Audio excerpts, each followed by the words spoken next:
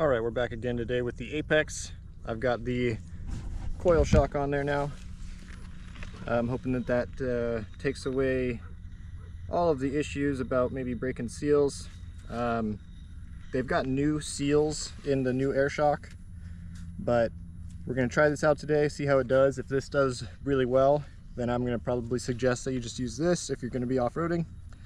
A little knowledge nugget though about this guy: you're going to be doing some sort of different things. The air shock is like a really simple install. The coil shock, if you wanted to get it into this highest position that I have it in right now, which is only one like tooth cog away from being at the fullest height, you'll have to sort of loosen the collar and kind of compress the spring or the shock into that position, lock everything down, and then tighten the collar back up. And then I think you also, won't be able to really change it on the fly, because you'll need to loosen this collar nut when you want to get it out of or put it into that highest range of travel. And I think that for this is like 100, maybe 105 millimeters, something like that. I still don't think that the wheel can use all of the travel that's recommended. There is this battery, this block between the batteries, they're saying is what the wheel is kind of bottoming out onto. And if you feel this, it's not like supple at all. It's not a hard plastic, but it doesn't feel, it's much more harder than like a tire or anything like that. So basically on the other side of this, there's like a step right here, kind of like this, and this piece is supposed to run into this, kind of like boom, boom, right? But what is happening is it's not getting all the way there. It's leaving a bit of a gap, and what is stopping it is these bolts. That piece there, that aluminum piece, we shouldn't be able to see the top of that. That should be bottoming out all the way into that black rubber piece. And I can't really get a good shot of it, but you can see right in the middle there, that's the screw. The screw's running into, yeah, it's really hard to see, but the screw is running into the wall of that black block and restricting that aluminum piece from touching it. There you have it. There is where the screws are running into the block and not allowing the flat part of the slider to run into the flat part of the block up top. You're not going to be actually compressing that 18 millimeters, so it definitely does not go all the way up to the top.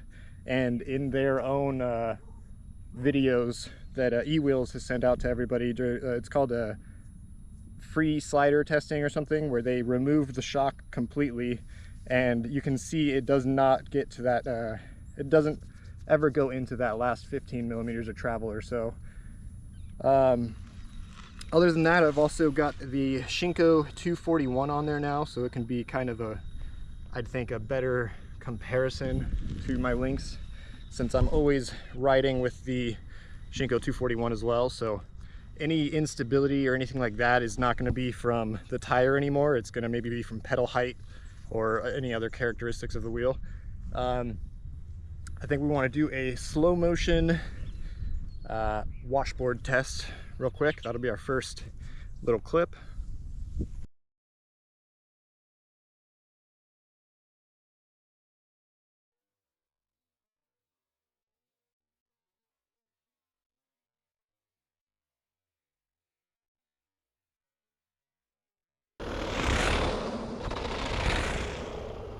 All right, we got our washboard test done. I think I'm going to drop the stick off and just keep the GoPro on my helmet for the rest of today's test. My back is kind of shot from changing the tire and changing the shock, so this might be kind of an easier day for me, and I don't really want to be holding the selfie stick right now either. If the coil shock does good today, we'll leave it on and we'll go ride hard again tomorrow. If I think that I would prefer the air shock, then we'll throw that back on and see how much we can do with the air shock. And I think Saturday, tomorrow, will be my last day with the wheel. So if it comes down to putting the air shock back in this, we'll definitely try to get a lot of miles and hope that the seals hold up. And then the apex is going to be back off to Marty, and then from there off to wherever else eWheels decides to send it. I think they probably want to get some more street oriented riders on this wheel. Yeah, I've had a lot of fun testing this wheel. Let's go see what it can do with a coil shock. So right off the bat, I think it's pretty cool. You can actually just get to this knob super easily while you're riding. If you want to tune the compression. All right, so I'd say the shock is working out pretty well. We'll see how it does on the downhill. I think it's maybe more rebound than the air shock, which I do like, but it feels harsher for sure. Definitely not as plush and like floaty of a ride. The Shinko definitely has more PSI than the Kenda had. It's being a little squirrely, but it's still, I like it more. I would say I am maybe feeling the height of the pedals being a little bit less stable than how it was on the air shock. The air shock, you're definitely sitting lower in the sag. Even if you're at the highest suspension travel setting, you're going to be sitting about like a little bit lower pedal height, I would say. And then, yeah, this I don't know if they're gonna find a 205 millimeter eye-to-eye shock for this, because we're kind of like rigging it right now and making it work, but it doesn't really fit the linkage correctly like the air shock does. The pedals, I've calibrated it multiple times already today. I kind of went excessively nose down, and then it started going pedals up when I would turn it like this, and then watch the pedals. You would see them go up and then slowly come down. And so I started to, you know, level it off a little bit, and you can see my pedals are, this is like an okay calibration. It's still moving a little bit. You can see my pedals are not like perfectly flat. They're maybe up like 1 or 2 degrees, but if you go to the menu here, it says 3.8, so almost 4 degrees. So that's like about how nose down I had to calibrate it to get my pedals to behave well. If you calibrate it so that that's like 0, like flat pedals, it really like pedals go like toes down in the turns.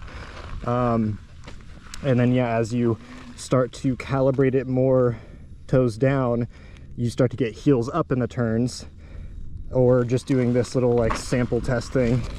And so that's kind of like how I am. I'm going too far one way and then going too far the other way, and then like trying to find a happy medium. And the pedals still seem to feel a little funny in the corners, but that is one way that you can try to attack this pedal issue until they get it fixed for us. But let's go try to have some fun.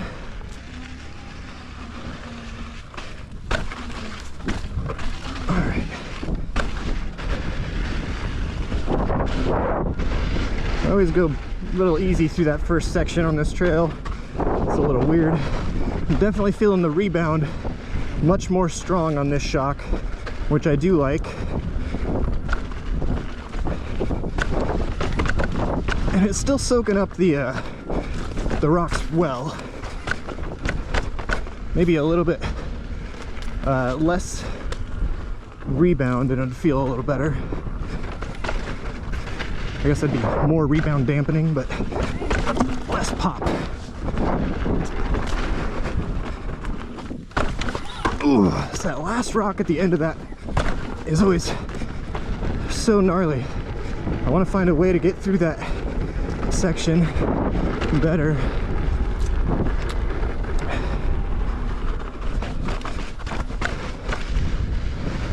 You know, it's funny, traditionally people like to run a coil shock because It's better for small bump sensitivity stuff, but I'm thinking maybe on this wheel the air shock is better for the small bump stuff.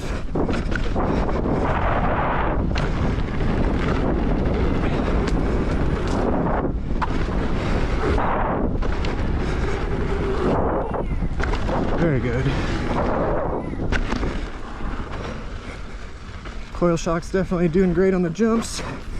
Firmware is just a little shaky in the corners.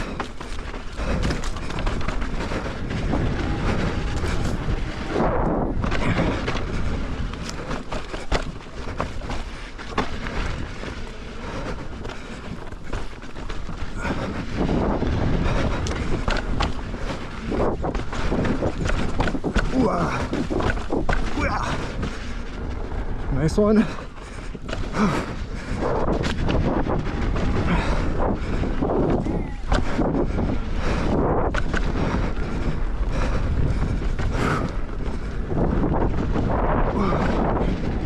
Pedals definitely shook me around that corner.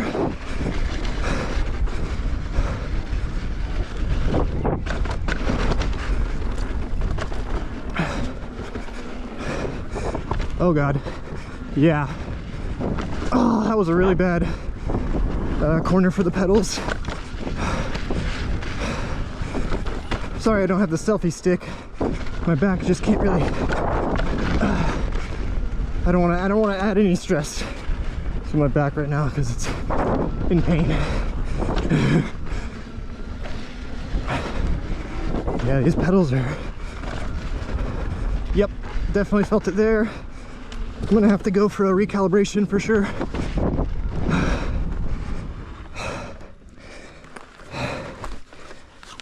Man, I really thought I had it. Thought I had something. Ah, pedal calibration. What is wrong with this thing? Seems like the best it was ever was when I just tried to like kind of balance it. So I'm just gonna make sure it's balanced left to right, and then just the tiniest little nose down for the front and back. All right, we're gonna have to take it easy down the rest of this because I don't know if this calibration is gonna be a good one or not.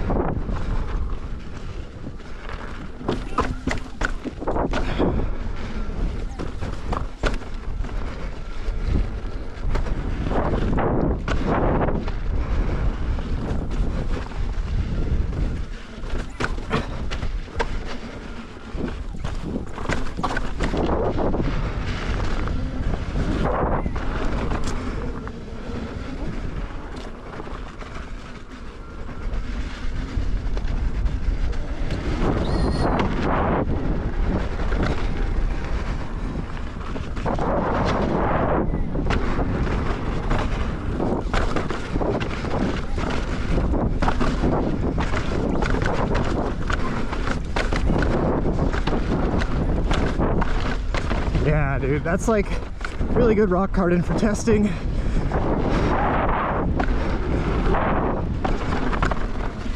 Oh, yeah, the pedals did really bad in that turn there.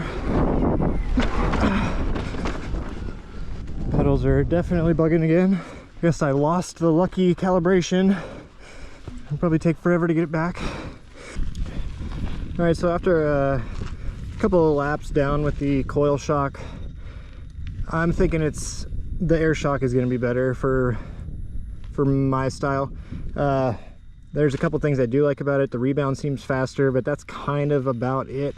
And it only seems faster when I'm riding. If I try to do like a bunny hop, it feels like I can't even get this wheel off the ground.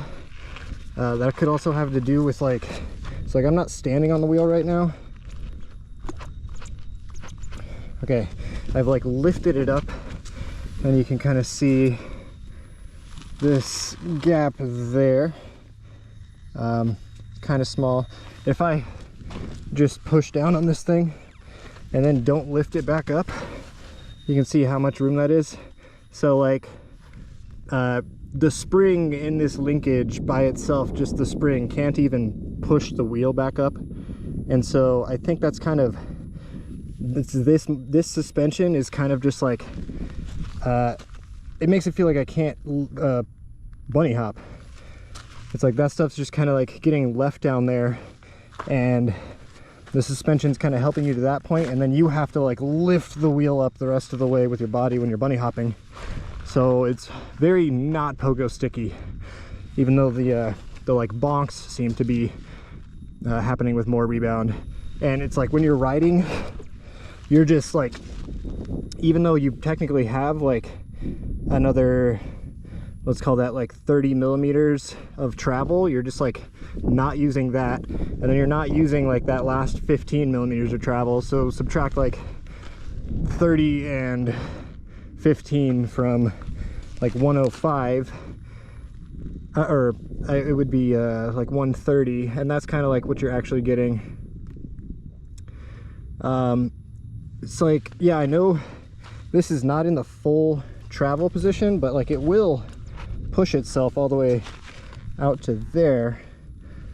It just feels like, I don't know, really dead in like this last bit of travel, and then you're just like so high into the compression range already that it really feels like you only have like, I don't know, like 60 millimeters of travel or something like that. It's maybe it's really good for the bottom outs. I don't think I was really bottoming out. I didn't feel like it was bottoming out very harshly at all on the air shock. So I would just go air shock over this. Hopefully those new seals will last. I'll probably keep it at 270 just to not go all the way to 275. That's the maximum for the air shock. I'll probably just keep it at 270.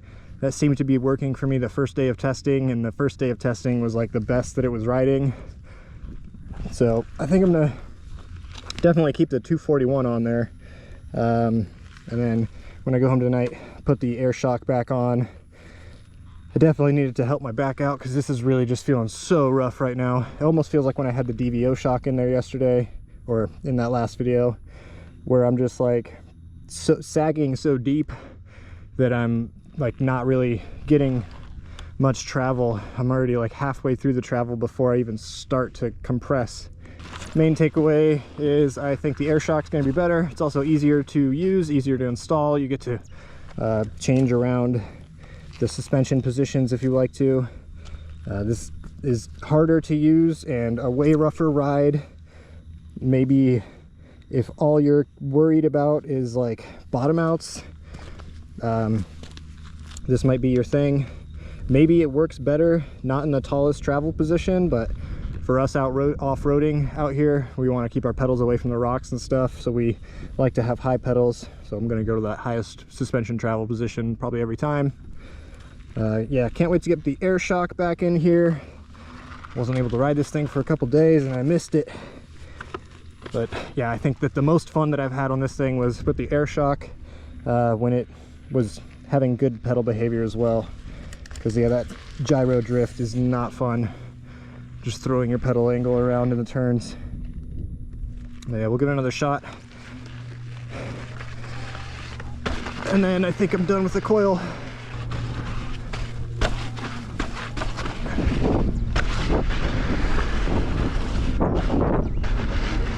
Another thing that might be worth mentioning, you probably don't hear the squeaking anymore.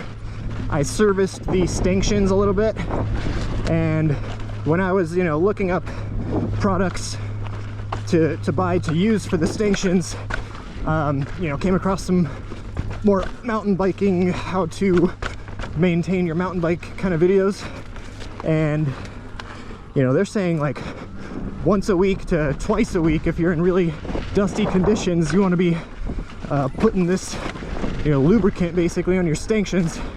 So definitely not every definitely not every, see, so that's what I'm saying, like off the rocks the rebound is actually like crazy, but like I can't like actually do a bunny hop on this thing, so that's kind of wild. I'm actually going to slow that rebound down. I think it's because when you're like actually in the air using the rebound, it's like none of your body weight's on it, and that thing just like the tire just pops out so fast and it'll punch you offline.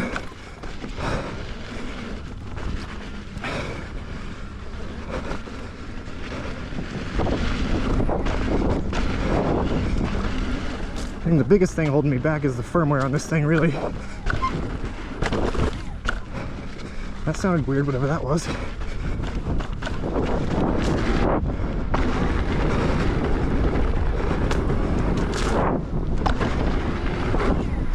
Definitely not as much rebound right now.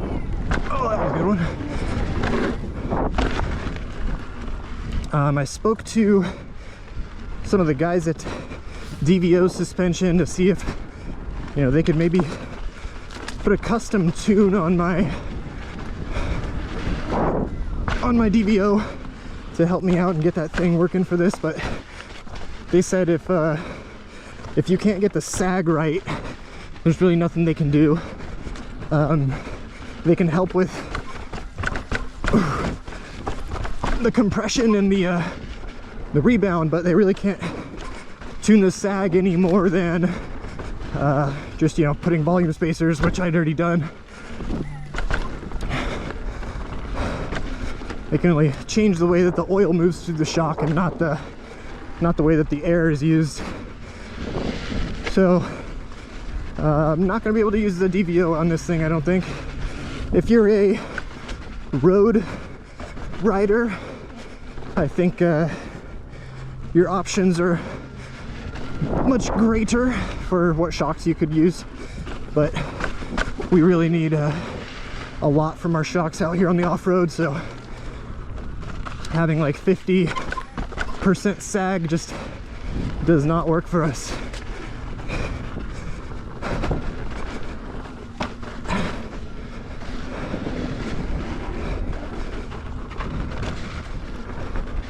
Oh, that turns so bad. So bad for this pedal firmware. This firmware's being very naughty today.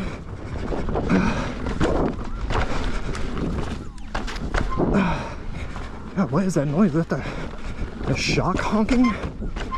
What the heck? Something's weird squeaking.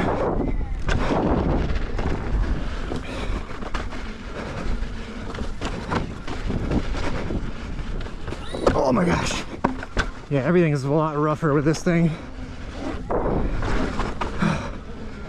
If all you care about was maybe bottom outs, then this is an okay shock for you. If you're purely jumping, maybe this is the way. But I think for tricks, and honestly I think I just bottomed it out right there, and that wasn't very bad, but I am at full open compression.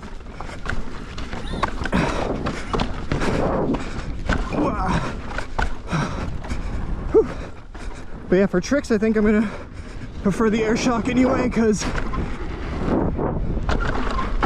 this thing is getting some weird noises.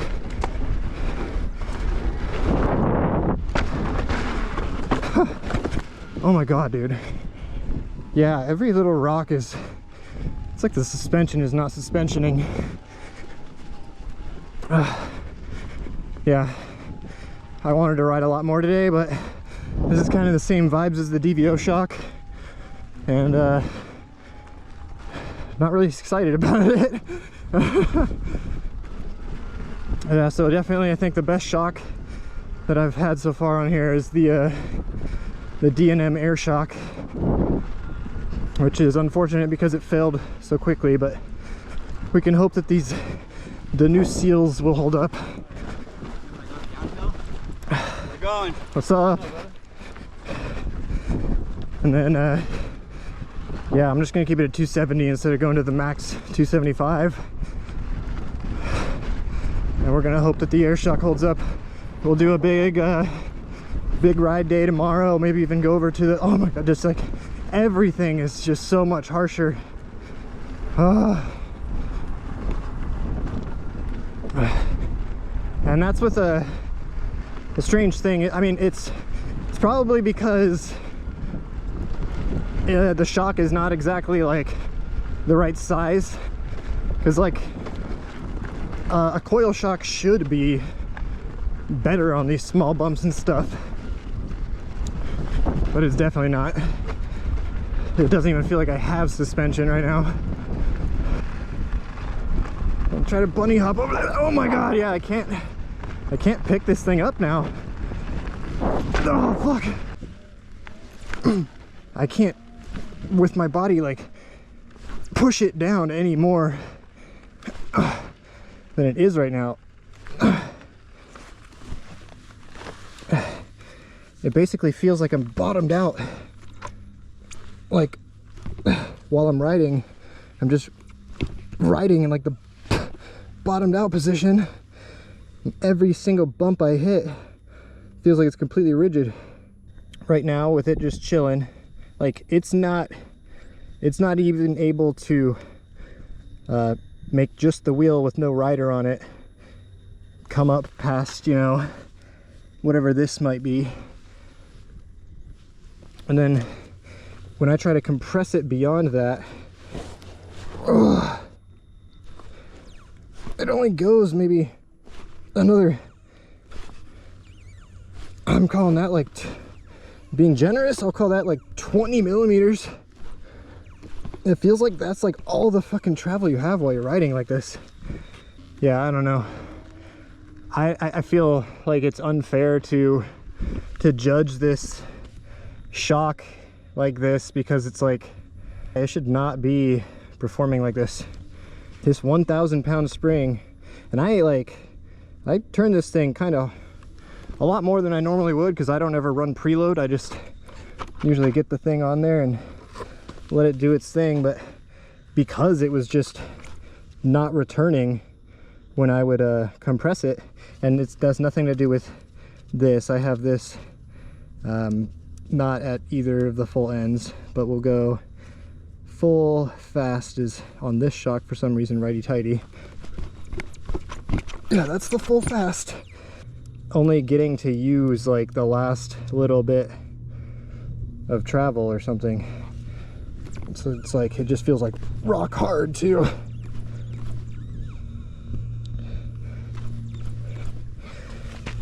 Yeah, it doesn't feel like I have suspension. Man, I'm tired of working on this thing.